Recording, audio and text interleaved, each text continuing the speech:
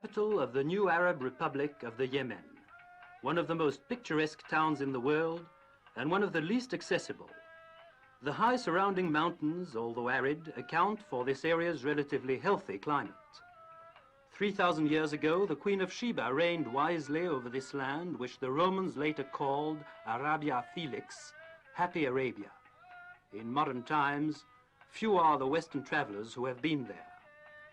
Behind the dried mud ramparts, some 50,000 people are crowded in their houses with white decorative framed windows. Their civilization, though it remained aloof from the rest of the world, has produced palaces and monuments of great purity of style.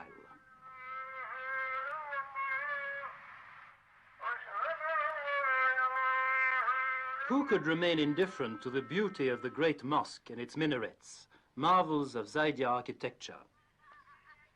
In the streets and marketplaces, there is the usual noisy bustle of Arab towns, but uppermost in everybody's mind is the war between the royalists and the republicans. Towards the end of 1962, civil war broke out in the Yemen.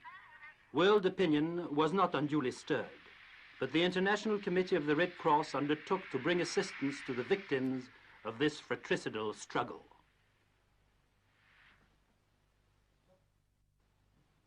True to its tradition of neutrality and impartiality, the ICRC felt it had a duty to be present, both among the tribes which had remained loyal to the Imam el-Badr and among the Republicans and their Egyptian allies.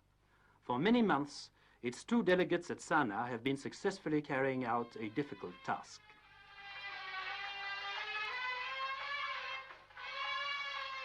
On this side of the front, however, no medical assistance from the Geneva Committee was required.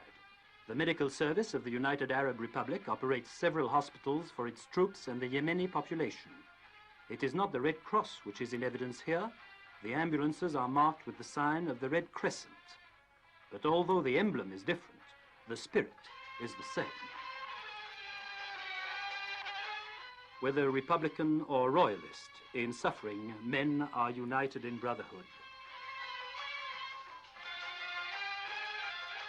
This hospital under canvas, a few miles from the mountainous region held by the Royalist tribes, is not far from the fighting. The atmosphere of calm is deceptive. Sheltered from the blazing sun lie men in pain, some perhaps dying. But there are also men who still follow the example set by Henri Dunant 100 years ago.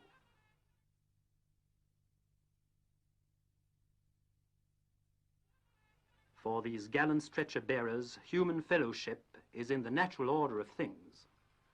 War raged long in this village not far from Sana'a. Some of the population fled as soon as the shooting began. Those left behind continue in dread to till the stony ground, while the elders pray to Allah for merciful intervention. Here too, war brings fear and suffering, famine and death. Ever since their arrival, the Egyptians have guarded the entrance to this huge pit to prevent the people from going to this foul quagmire. For generations, the local inhabitants have drawn water from it, oblivious of the deadly germs to which they were exposing themselves. Now, the medical service of the United Arab Republic brings the drinking water to the village every day, and the people all agree that water brought by lorry tastes better than water from a morass.